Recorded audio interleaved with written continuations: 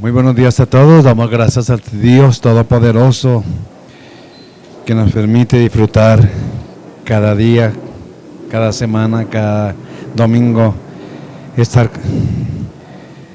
juntos como iglesia. Y bueno, ya terminando el año, qué buena oportunidad de compartir juntos estos tiempos y bueno, hablar de la Navidad. Hoy quiero hablar de la Navidad, haciendo un paréntesis a toda nuestra serie, pero el hablar de Navidad no vamos a hablar de que es bueno y que porque es malo el arbolito y que porque es malo esto o aquello, no se trata de eso. Siempre en una Navidad lo más fundamental es la motivación del corazón y entender el propósito de la Navidad. Entonces el tema de hoy, Navidad, el cambio de la historia. La Navidad cambió la historia, ¿sí sabía? Aleluya. Leímos al principio Mateo 1:20 al 24 y 2:1 al 12. Entonces, aquella primera Navidad, cuando Jesús nació en Belén de Judea, bueno, acontecieron muchas situaciones, hubo muchos acontecimientos que todavía siguen sucediendo en nuestras Navidades, y son los sucesos que revelan la condición y el corazón del hombre sin Cristo y sin esperanza. ¡Wow! Esos sucesos revelan la condición del hombre. Porque ¿para qué vino Jesús? ¿Para qué se hizo carne? ¿Para qué tuvo que nacer a través de una mujer? Dios se hizo hombre con un propósito, por eso revela la condición del hombre sin Cristo y sin esperanza, la condición. Y bueno, en ese escenario y las circunstancias en las que el niño rey nace, ya estaban listos todo el tiempo. Jesús no nació por casualidad en cualquier época y en cualquier familia, que otra cosa que hay que determinar. No como nosotros, bueno, me tocó esta familia. Y a veces sonreímos, pero por amor, porque ya nos tocó amar, ¿cierto? Y hay familiares que, bueno, gloria a Dios, pero gloria a Dios por ellos. Pero Jesús, dice la palabra en Gálatas 4:4. Esa es una clave muy importante, que llegó en el tiempo de Dios, en el tiempo preciso. Jesús fue enviado al mundo, nacido de una mujer y nacido bajo la ley. Dice, pero cuando vino el cumplimiento del tiempo, Dios envió a su Hijo, nacido de mujer y nacido bajo la ley. Era necesario que naciera bajo la ley. Y en ese escenario donde ya estaba el Imperio Romano, ¿por qué no nació cuando estaba, por decir algo, el Imperio Babilónico? No era el tiempo. Fue en el momento del tiempo romano, porque en el momento del tiempo romano hubo mucha prosperidad. Hasta las calles a nivel de todo el continente conectaban. Por eso es que hay un dicho que dice, todos los caminos conducen a Roma. Es por eso. Porque había un acceso cultural muy fuerte y también un acceso muy importante para proclamar las buenas nuevas. Bueno, en ese escenario es que nació Jesús y bueno, aquellos días sucedieron muchas cosas que obviamente se determinan muchos mensajes de Navidad de diferente ángulo. Por lo que sucedió, podíamos mirar la pareja de José y María cuando fueron a Belén, una mujer embarazada y no encontró lugar, y una mujer en esa condición. Bueno, podemos mirar la humanidad de la Navidad, muchos aspectos, pero ¿qué fue lo que realmente sucedió? Ese es el énfasis en esta enseñanza. Entonces, pero el evento sucedió en la vida de dos personajes. En la vida de José y de María. Ahí sucedió todos los eventos. Hicieron muchas cosas, pero para demostrar que el control de Dios estaba sobre toda circunstancia. No fue casualidad que vinieran unos magos, o la palabra mago es como unos profesionales de astronomía, y no era casualidad de Belén, no era casualidad que estuviera lleno en Belén. No era casualidad que el rey Herodes sacara un edicto para que cada uno fuera a su población natal a hacer el censo. Bueno, tantas cosas que estuvieron a nivel, y Dios siempre controla la historia, controla los acontecimientos y controla nuestra vida. Así nos pasa. Entonces no es casualidad que fulano, y que esto y aquello, y ahora mirando y yo ando. Dios tiene control, lo va guiando por su vida. Amén, aleluya. Entonces, ¿qué sucedió realmente en aquellos días? Bueno, primero que vamos a ver, y bueno, ya sabemos mucho de María. Sabemos que María fue una mujer, un vaso ungido. María fue un vaso escogido y honrado por Dios. Aleluya. María fue, ya lo vemos, que obedeció al Señor y hágase en mí conforme a tu palabra, etcétera. Y el evento de María fue muy importante, pero ahora miremos la otra cara de la moneda. ¿Qué pasó con José? Un hombre que era la autoridad de esa relación, un hombre que estaba dispuesto a casarse con su amada. Para María no fue fácil, obvio, decirle a José, bueno, José, ¿cómo le digo? Bueno, José, ¿se acuerda que nos vamos a casar y dijimos que en junio nos casamos? Y se acuerda ese evento que hubo una familia que todos saben que nos vamos a casar. Pero tengo una noticia. Estoy embarazada. ¿Qué noticia? La amada, la mujer de sus sueños, resultó embarazada. ¿Qué fue la primera en mente? Engaño, traición. Uy, ¿quién fue ese que se atrevió a tocar a mi futura? ¿Sería ese enemigo allá, el Simeón, el hijo de doña Petrarca? Bueno, le pasó muchos pensamientos a José. Entonces, pero ¿qué pasó allá en 20 al 21? Allá estamos hablando de Mateo 1, 20 al 21. Y José estaba, dice aquí lo más tremendo, dice, bueno, lo primero que vamos a ver de José es la visión de José. El primer punto que vamos a ver hoy, como 3 puntos, 3 o 4 puntos. Primero la visión de José.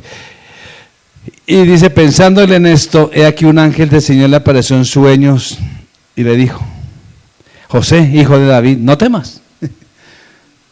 No temas recibir a María tu mujer, porque lo que en ella es engendrada del Espíritu Santo es. Mis amados, la concepción y nacimiento de Jesucristo son acontecimientos sobrenaturales que están más allá de la razón. Por ese motivo es que Dios envió a un ángel para ayudar a José a comprender el significado de lo que estaba sucediendo.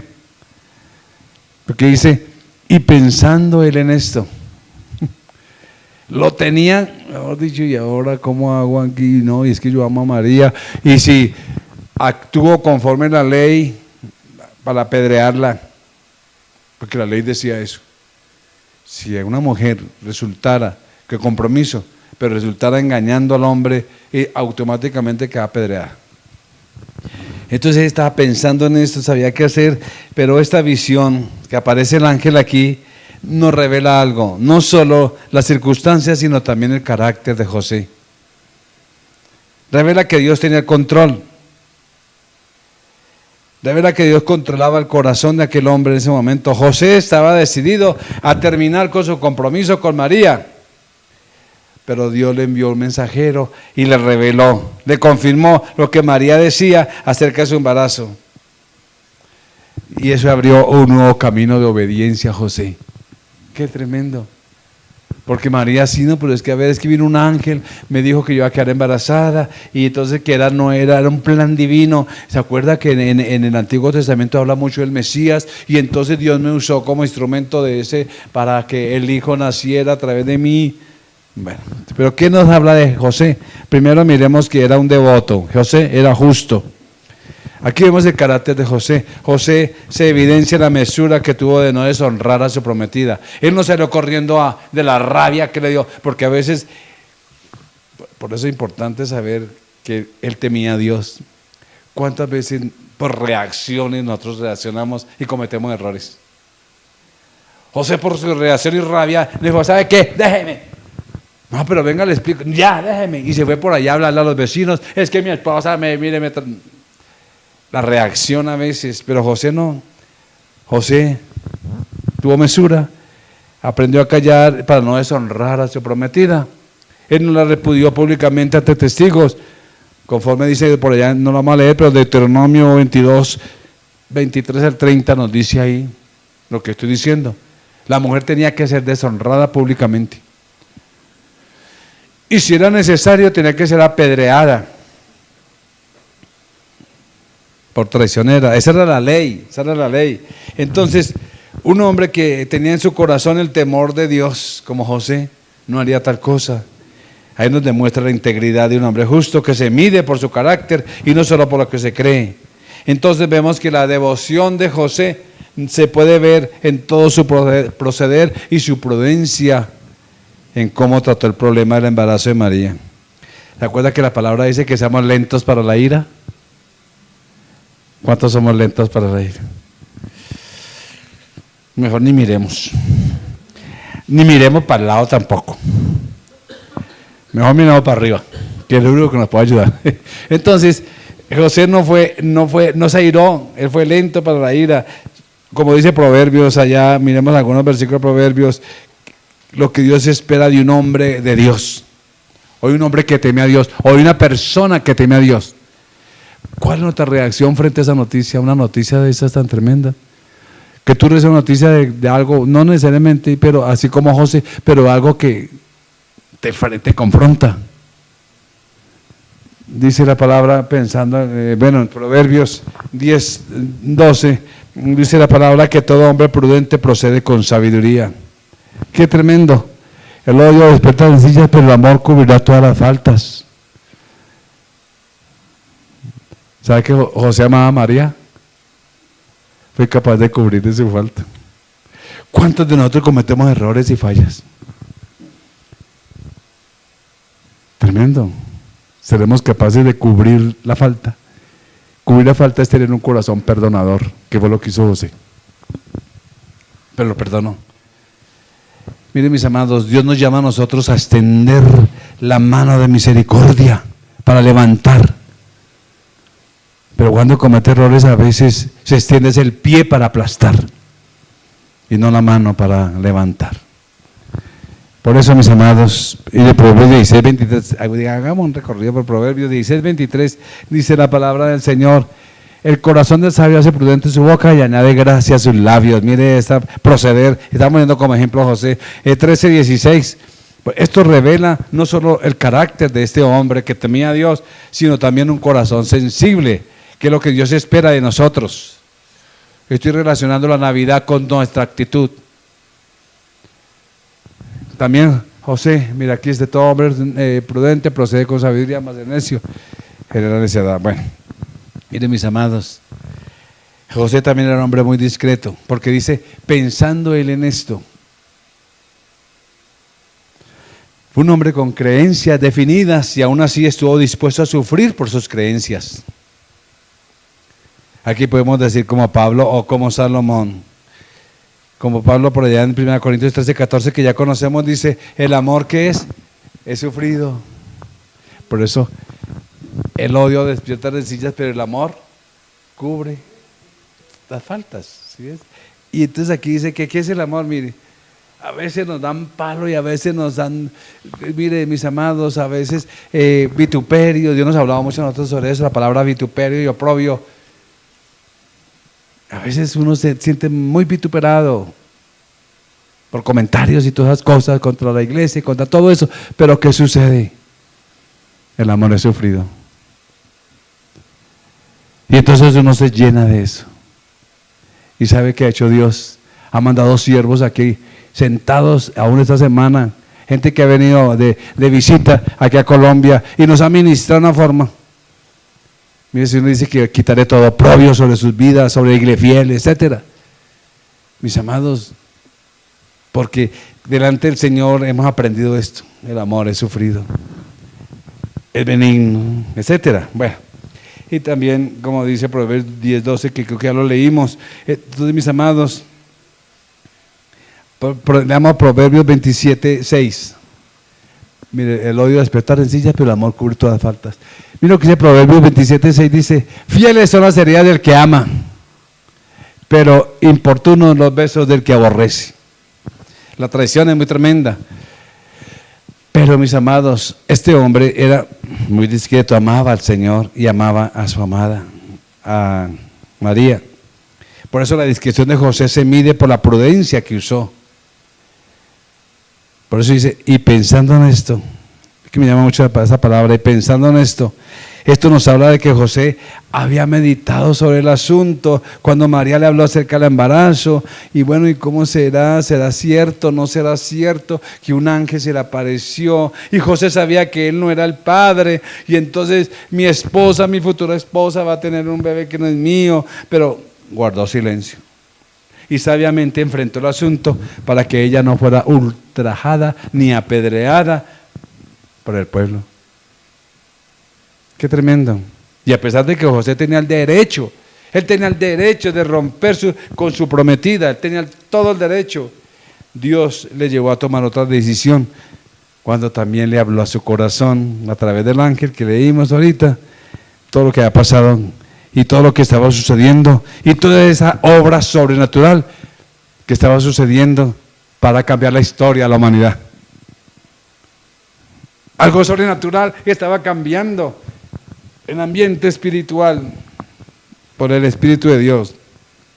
Y esa concepción sobrenatural tenía que ver con una misión sobrenatural. Era nada más ni nada menos que la venida de Jesús, el esperado Mesías, el cumplimiento de la profecía de Isaías 7, 14 al 16, pero tampoco lo vamos a leer. Allá está la profecía que vendrá y nacerá y la Virgen dará a luz. Pero también Miqueas 5:2 también nos habla. En Miqueas 5:2 dice, pero tú, Belén de Efrata, pequeña para estar entre las familias. Ahí está toda la profecía donde iba a nacer aquel Mesías. Jesús fue un hombre ecuánime que supo tratar el asunto. Perdón, José, está hablando de José. Jesús fue un hombre muy ecuánime que supo tratar la situación con sabiduría. Mire, leamos 2 versículos, proverbios aquí. El corazón del justo piensa para responder. Qué tremenda palabra.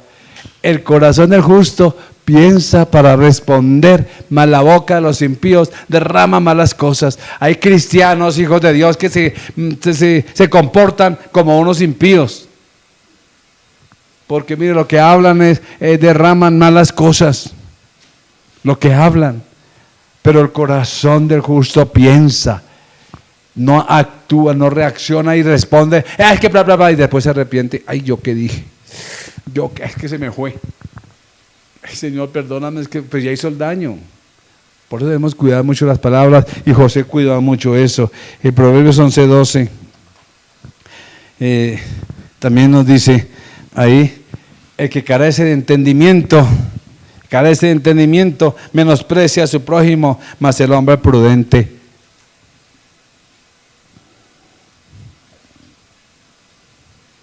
¿para qué nos defendemos?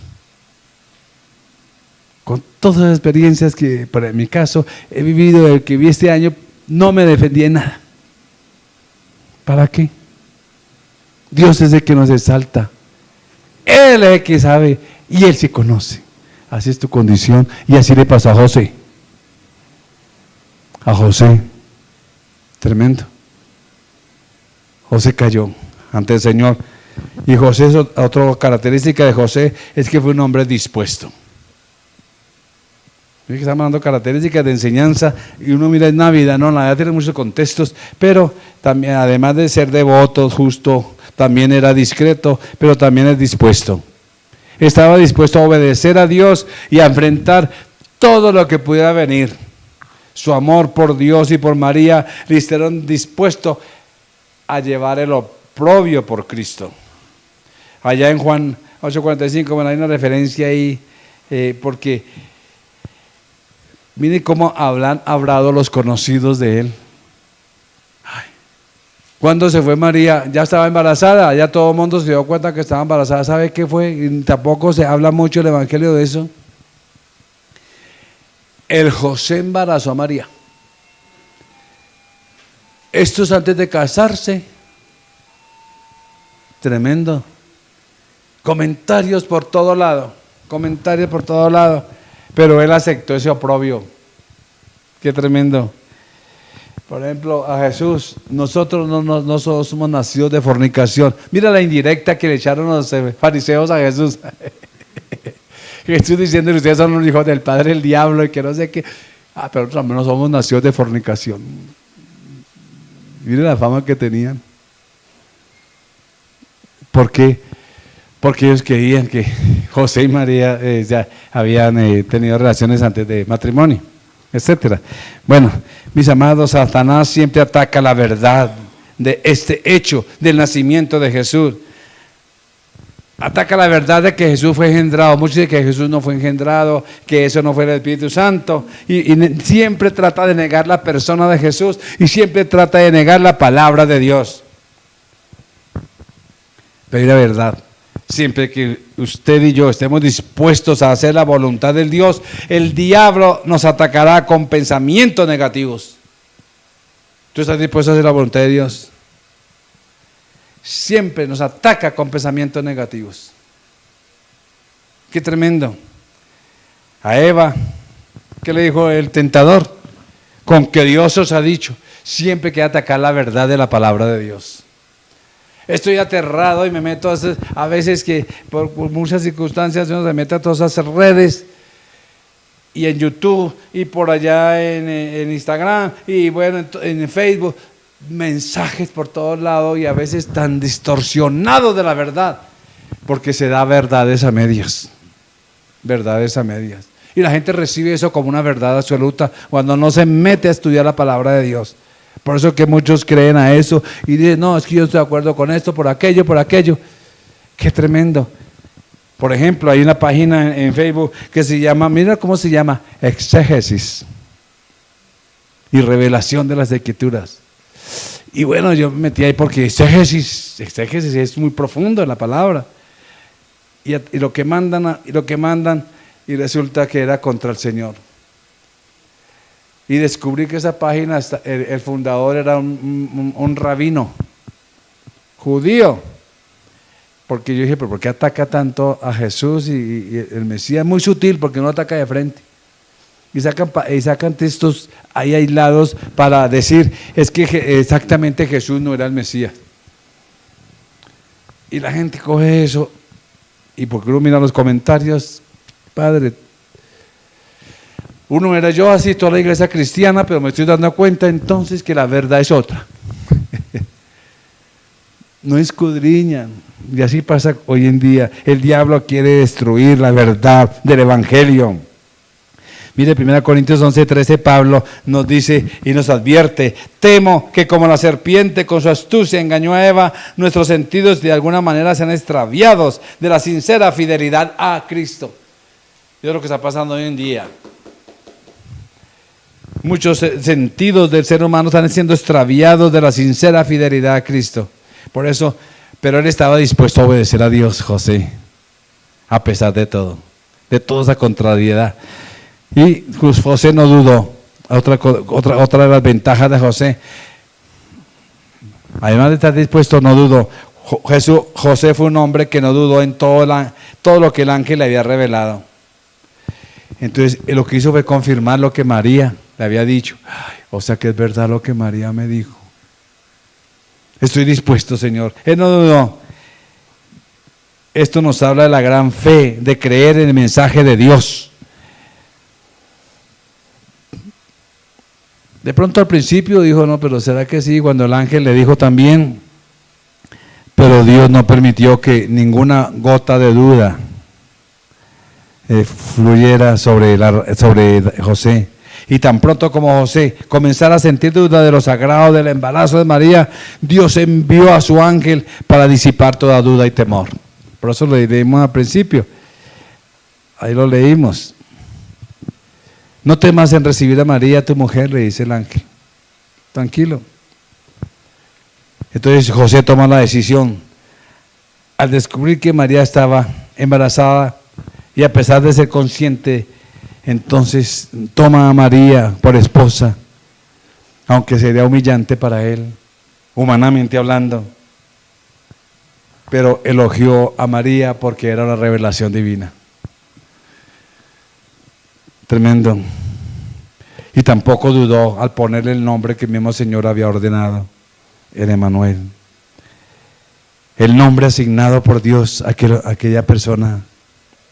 Pero ¿quién es aquel que iban a ser? ¿Quién era aquel tan importante? ¿Quién era ese personaje que tuvo que hacer todo este proceso? Y Dios tuvo que actuar en todas las circunstancias para que naciera este personaje. Bueno, miremos quién era.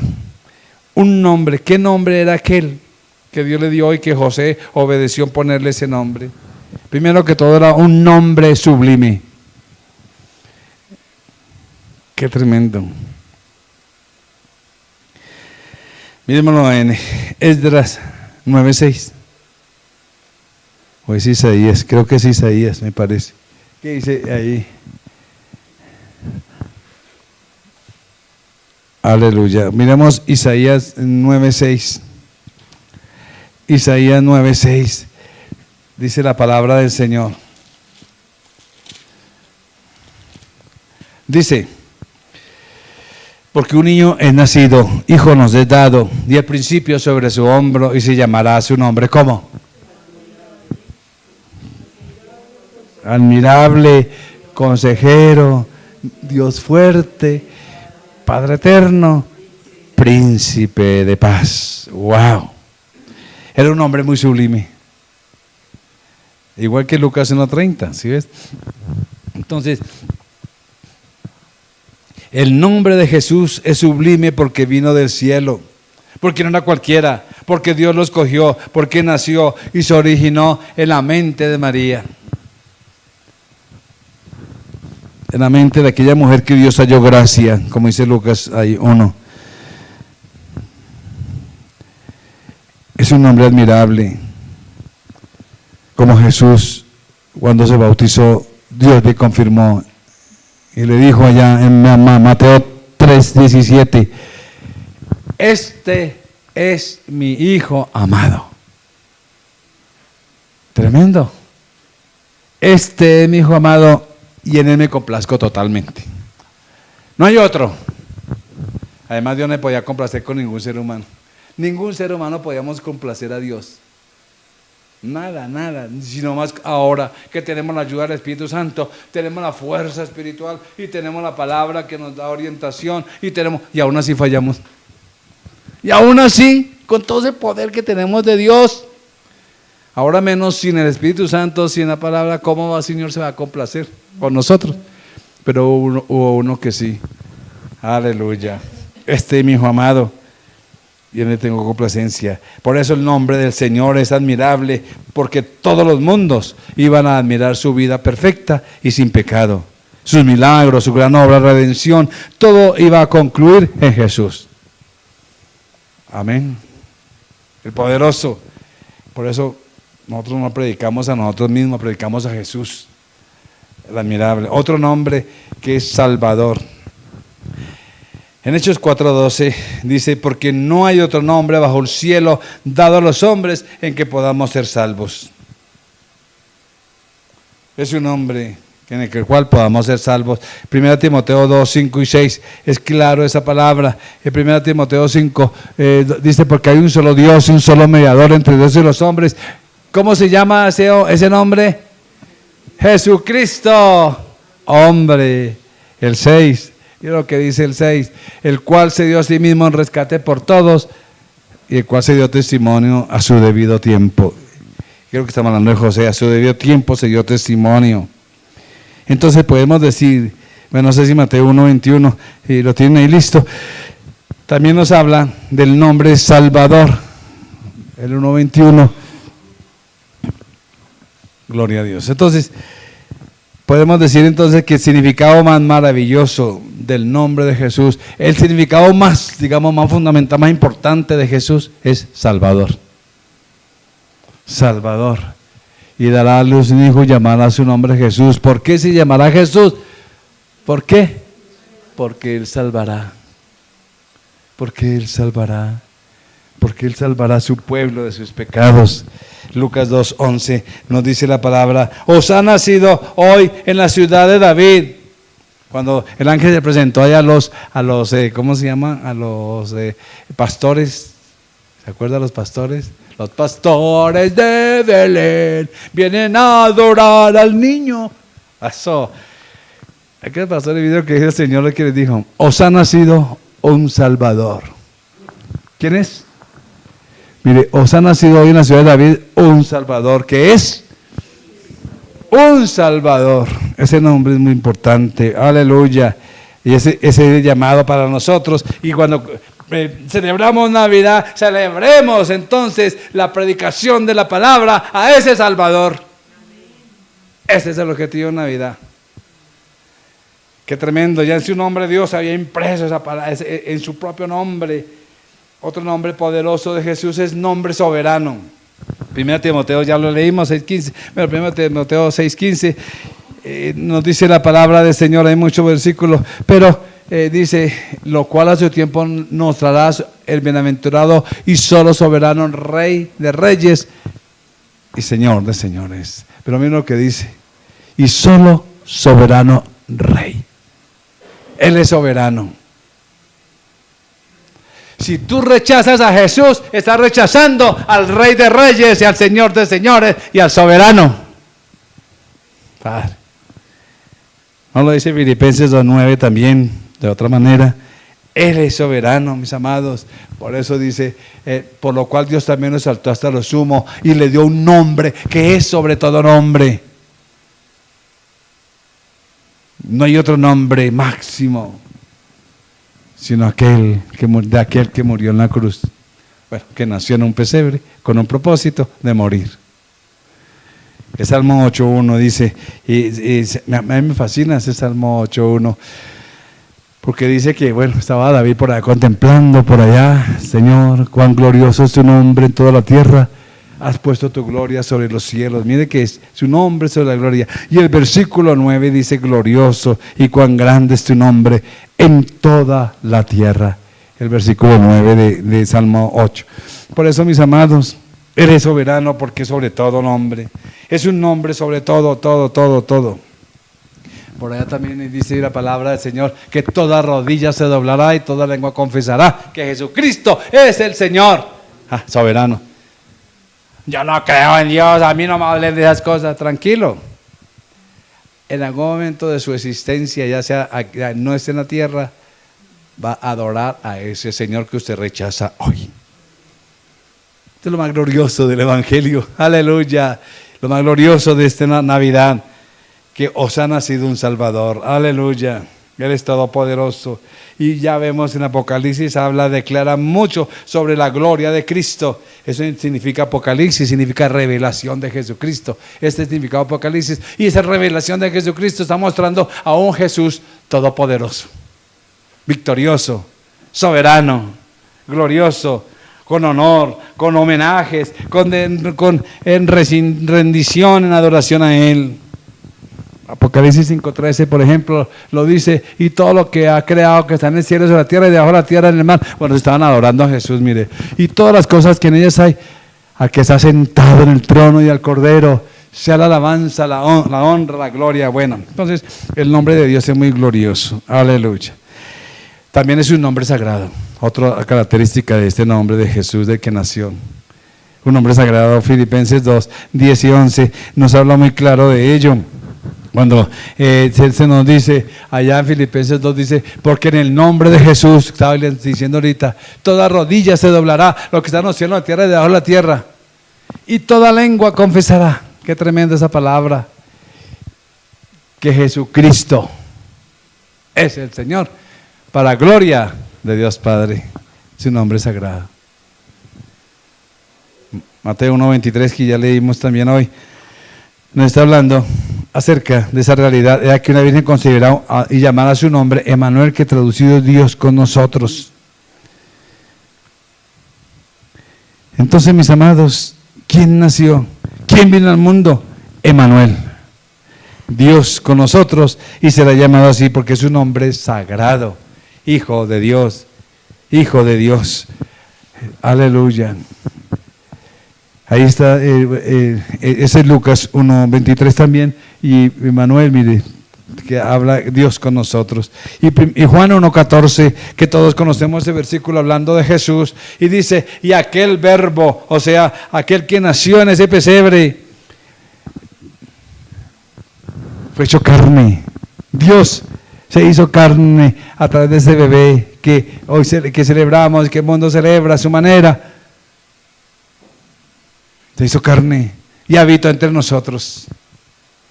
y vimos su gloria como el unigénito del Padre. Qué nombre tan sagrado del Señor. El mundo de aquel entonces pudo ver a Dios en la faz de Jesucristo. Romanos 1:21, perdón, dice, pero habiendo conocido a Dios, habla de toda la humanidad, no le glorificaron a Dios como tal, ni le dieron gracias. ¿Por qué el hombre rechaza? Y lo que vemos actualmente, la gente celebra un nacimiento, pero no celebra al Rey, pero no declara gloria al Rey, pero no se somete al Rey, al que nació en el pesebre. Mis amados, dice que habiendo conocido a Dios, ¿por qué? Porque se envanecieron en sus razonamientos y su necio corazón fue entenebrecido. ¿Te acuerdas que Felipe por allá en la conversación antes de morir Jesús, había una conversación allá en Juan 14, en Juan 14, el versículo 8, Felipe el Señor estaba hablando de que se iba a ir, etcétera, pero entonces en una conversación tan profunda, Felipe dice, Señor, muéstranos al Padre y nos basta. Por favor, ya, con eso nos basta. Pero Jesús como que hace, todo el tiempo he estado con ustedes. Tanto tiempo hace que estoy con vosotros y no me has conocido, Felipe. El que me ha visto a mí, ha visto al Padre. O sea, Dios se hizo hombre. Y también hablamos de un nombre sempiterno. Estoy tan emocionado. Apocalipsis 19:13 habla de ese nombre siempre eterno. Sempiterno significa siempre eterno. Siempre eterno, aleluya. Y dice Apocalipsis 19:13 y 22:4. Bueno, el 13 dice, estaba vestido de ropa teñida en sangre y su nombre es el Verbo de Dios. Mire que todavía estaba allá. Y Apocalipsis 19 ya era al final de la tierra, de toda la existencia, ya cuando el Señor venía a reinar. Aleluya. Salmo 72:17 dice la palabra, aquí el salmista declara, será su nombre para siempre, por eso es siempre eterno. Bendito su nombre, glorioso para siempre, para siempre, para siempre. Es un nombre que todos recordarán para siempre. Digamos, en el calendario gregoriano ha pasado más de 2000 años. 2025. ¡Wow! 2025 años ha pasado. En otro calendario, en otro ha pasado miles, pero bueno, en otro calendario. Y se sigue hablando todavía del nombre, porque es eterno. Jesús dijo, o la palabra dice que Jesús es el mismo ayer, hoy y por los siglos. ¿Sí ves? Él es el Dios eterno. Aleluya, gloria a Dios. Bueno, el segundo punto, ya dejemos a Moisés y lo que el nombre significó. Ahora viviremos aquí otro evento que quiero resaltar rápidamente, la visita de aquellos magos. Allá vimos allá en el capítulo 2, del 1 al 12, de Mateo. Dice, cuando Jesús nació en Belén de Judea, día del rey de Herodes. Lucas habla mucho del contexto histórico y político. Y vinieron del oriente a Jerusalén unos astrónomos diciendo, ¿dónde está? O el que ha nacido rey. ¿Dónde está el rey de los judíos que ha nacido?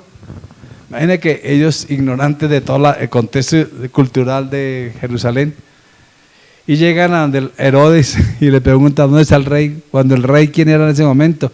Era el César. Un momentico, a mí nunca me dijeron que iba a venir el César. No, es que es un niño rey, que va a ser rey. Claro, inmediatamente se activaron todas las alarmas, etcétera. Pero, ¿qué encontraron estos magos? Como dice la palabra, ¿qué encontraron estos personajes? Qué tremendo. Estos magos, pero esos magos en ese contexto significan gente muy científica, para que entendamos el contexto. Y era más como astrónomos, astrólogos, no, astrónomos, que se confunden esas dos palabras. Astrólogos es el que estudia la astrología y la hechicería y la brujería. Entonces el contexto, pero no es astrólogo, es astrónomos, los que estudian la ciencia de todo lo que es el universo. Bueno, entonces, cuando Jesús nació allá, por eso, ¿qué fue lo que encontraron? Primero encontraron una sociedad apática.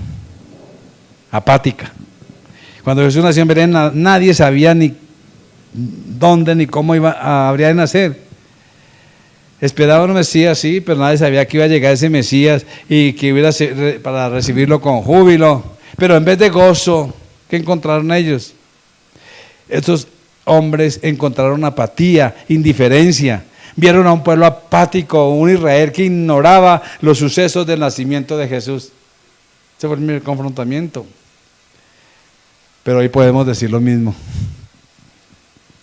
¿Cómo está la sociedad actual respecto al nacimiento de Jesús? Muchos llegan a esta Navidad con un corazón apático. Lo único que piensan es solo en comer, en beber y en hacer la Navidad una fiesta para divertirse. Así se recibe la Navidad, como lo recibieron estos magos. Aunque el buñuelito es muy rico.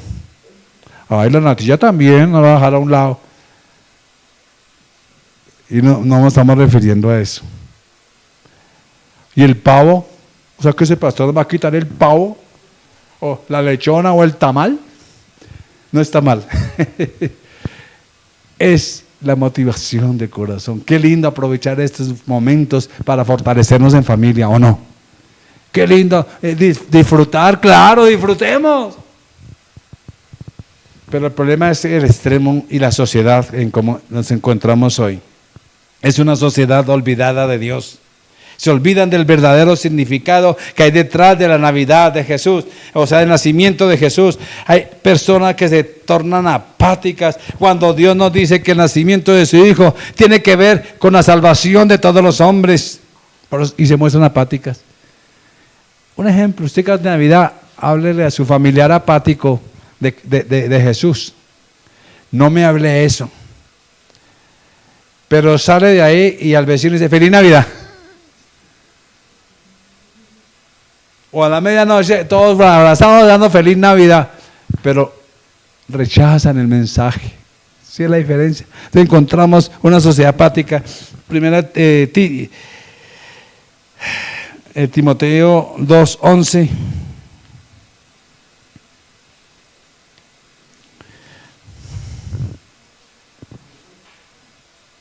Dice que por la gracia de Dios se ha manifestado para salvación a todos los hombres. Él se ha manifestado para salvación, por más apático que sea el pueblo.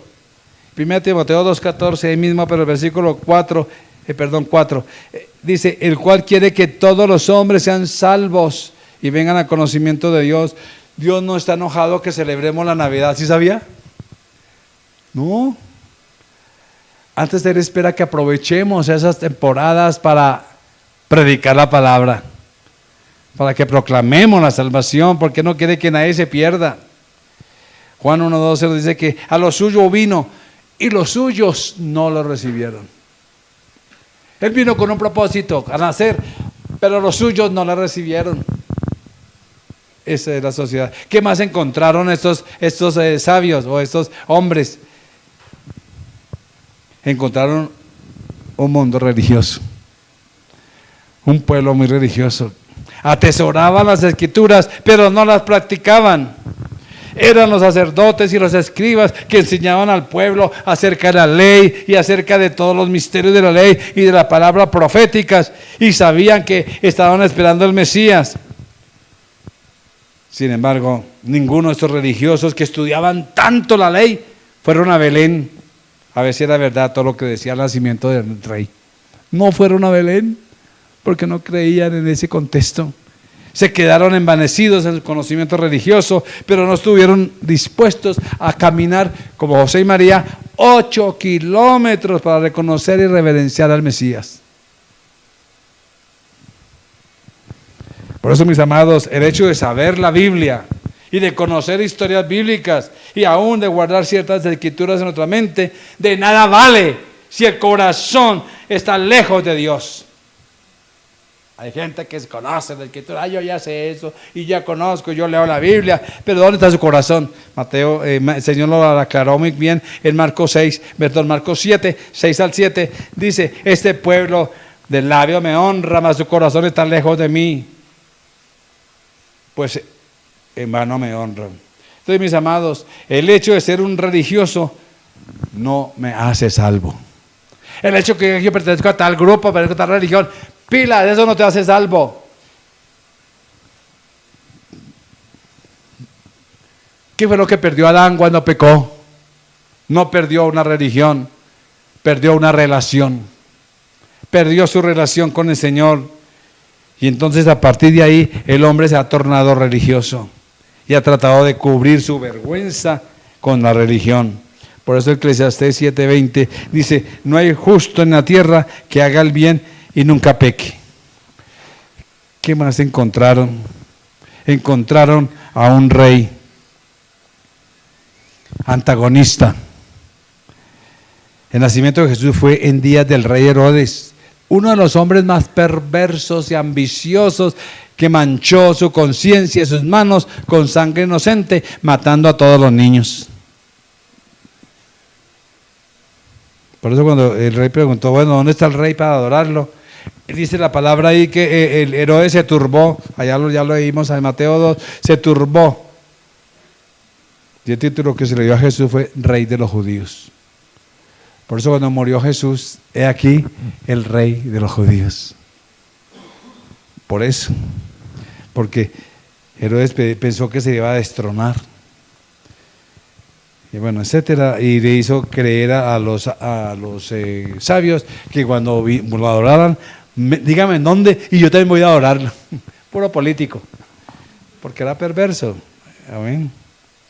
Pero Jesús vino y Herodes pensaba matar a Jesús, pero Herodes muere y el niño rey vive y crece, desarrolla y vive por la eternidad, porque Jesús es el mismo ayer, hoy y por los siglos. Aleluya. Por eso es que Jesús nació y vino a este mundo para darle a la gente la verdadera libertad, tal como el Señor lo declaró en su misión y ministerio. Allá en Lucas 4, 17 al 20, que el Espíritu del Señor está sobre mí, etc. ¿Qué hicieron los magos entonces? Veneraron a Jesús, adoraron. Ese es el propósito de la Navidad, adorar al Señor. No adorar a un niño porque ya no es niño. Jesús no es un niño ni un bebé. Jesús es el Señor de señores y Rey de reyes. Él no se iguala al ser humano. La Navidad es un tiempo de alegría y de adoración porque nos fue dado un Salvador. Los magos, al ver a ese niño con José y María, ¿qué hicieron? Se postraron, adoraron. Aleluya. Porque el verdadero gozo de la Navidad no pasa por tener un pan dulce y unos buñuelos ricos y una buena comida ya con pavo y con todo lo que a veces traemos. Qué lindo hacerlo, pero ese es el motivo del gozo. El mundo confunde gozo con fiestas. Piensan que el verdadero sentido de la Navidad pasa por la diversión y tomar unas copas de más. Sin embargo, vemos en la Biblia que el gozo más grande que tenían estos sabios de Oriente tenían que ver con algo sagrado, tenían que ver con la gloria que vieron ahí en ese Salvador, el Mesías. Estaban viendo al Mesías, algo sublime. Estaban viendo el nacimiento del Hijo, de la gloria de Dios. Estaban nada de menos que viendo al Emmanuel. Estaba viendo a Dios con nosotros. Este bebé es Dios ahora con nosotros. Por eso ese fue el motivo de ellos. Adoraron al Salvador. No solo se alegraron de saber que era Dios con nosotros, sino que lo adoraron. Por eso le entregaron 3 cosas que sabemos y entregaron el motivo de su gozo. ¿Qué fue lo que entregaron?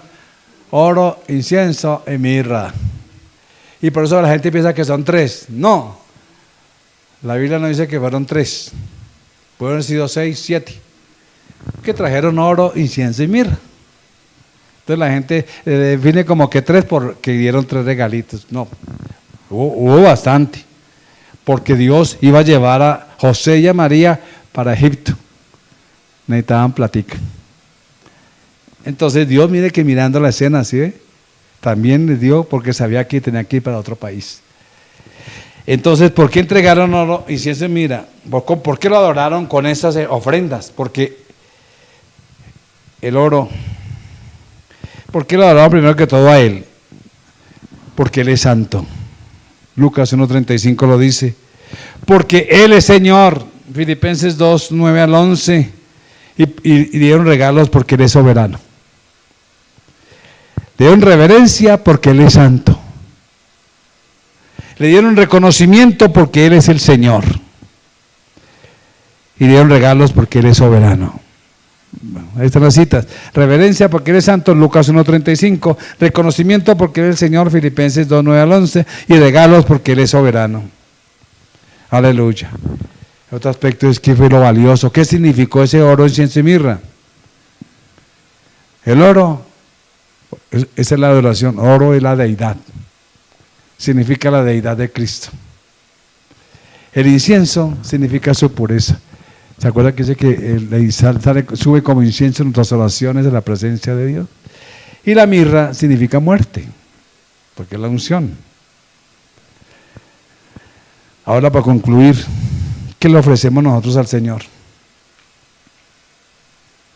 Primera Tesalonicenses 5:18 dice, primero que todo debemos mantener un corazón agradecido. La Navidad es la oportunidad grandiosa para dar gracias a Dios.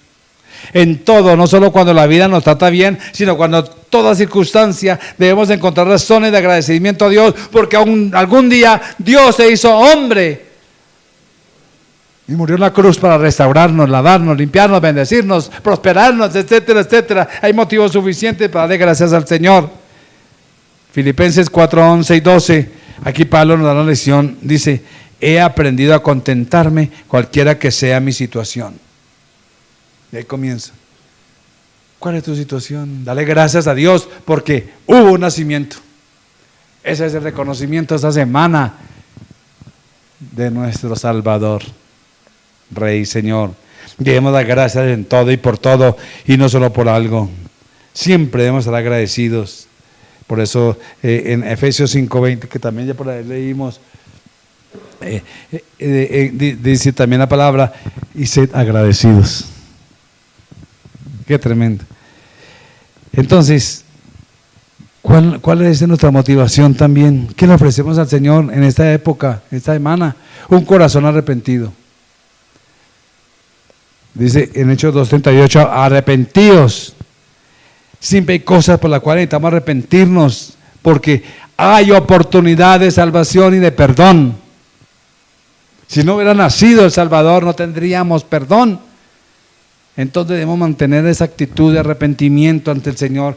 Ninguno de nosotros que estamos aquí somos perfectos, y menos quienes hablan a ustedes. Yo creo que es el menos perfecto de ustedes, pero está la gracia, está la misericordia, está el Salvador, el que nació y nos restauró, y podemos ir al trono y decirle, perdóname, Señor, y levantar nuestra restauración con Dios. ¿Qué más debemos hacer? Porque por ejemplo, primera de Juan 1:9 nos dice que Él es justo para perdonarnos y limpiarnos de toda maldad. Aleluya. ¿Qué más tenemos que hacer? Un corazón aceptable a Dios. Perdón, un corazón dispuesto. Primero, corazón dispuesto. En Navidad tenemos que estar un corazón dispuesto, reconociendo su obra salvadora. En Salmo 51:17, la palabra nos dice que los sacrificios de Dios son el espíritu quebrantado, y al corazón contrito y humillado no desprecias tú, oh Dios. No lo desprecia el Señor. Él nos llama por medio de su palabra a responder con un corazón abierto a Él, dispuesto a obedecerle. ¿Y cómo debemos responder? Un corazón aceptable, que esté dispuesto a aceptar su amor. 2 Corintios 6:2. Por eso, mis amados, 2 Corintios dice, porque dice en tiempo aceptable te oigo, de hacerte recorrido. He aquí ahora, he aquí ahora, he aquí ahora el día de la salvación. Aprovechemos este espacio, estos días de familia, para ser aquellos proclamadores de la verdad de Cristo, porque es ahora. Es ahora. En esta Navidad, el regalo más precioso que Dios tiene para ti es el regalo de la salvación. El regalo más precioso que Dios tiene para ti es el regalo de la salvación. El regalo más precioso que Dios tiene para ti ahora y que podemos dar más que una ropa o más que un objeto en Navidad. El regalo más grande que le podemos dar es el mensaje a otro de salvación. Es la vida eterna. Que Dios nos use para poder dar ese gran regalo de aquellos que están perdidos. Ese es el mensaje de Navidad. El regalo más grande que podemos dar es compartir y ofrecer el regalo de salvación a otros, el cual nos regaló Dios. Aleluya, gloria a Dios. La única manera que pueden recibir este regalo es aceptando esa obra de Cristo. Por eso retumba por los cielos Hebreos 4:7. Si yo les soy su voz, no endurezcáis vuestro corazón. Si el Espíritu Santo te guía como cristiano, hijo de Él, a hablarle a otro, no endurezca el corazón, habla. Y a la persona que no tiene a Cristo, es el momento de recibir. Qué tremendo. Que Dios nos ayude en estos momentos, que celebremos la Navidad en el propósito de Dios. Inclinemos nuestro rostro. Señor, damos gracias por estar con nosotros, por ayudarnos a ser fieles e instrumentos en tus manos. Qué regalo nos has dado. Hoy damos gracias por aquella obra perfecta, por aquel misterio escondido, por aquel plan de salvación. Te hiciste hombre, Señor. Naciste a través de una mujer y nos diste vida, porque naciste para morir, para cumplir el propósito de salvación, y realizaste la obra en la cruz. Y nos diste vida y vida en abundancia. ¡Qué regalo! El nacimiento es una manifestación de tu amor para entregar el regalo más grande al ser humano, que es la comunión contigo. Nos regalaste a tu Hijo, nos entregaste a tu Hijo, el perfecto, el que no conoció pecado, por nosotros lo hizo pecado. Al perfecto, que era santo, lo hizo maldito por nosotros. Para eso nació. Hoy celebramos aquel evento magno de la Navidad. Que no se tergiverse, que no se desvíe el propósito. Nos ha nacido un Salvador, Cristo el Señor. Permítanos dar ese regalo a otros. Te lo pedimos en Cristo, para tu gloria y honra. Amén. Bueno, que el Señor continúe bendiciéndoles. Feliz nacimiento de Cristo en los corazones. Una semana victoriosa.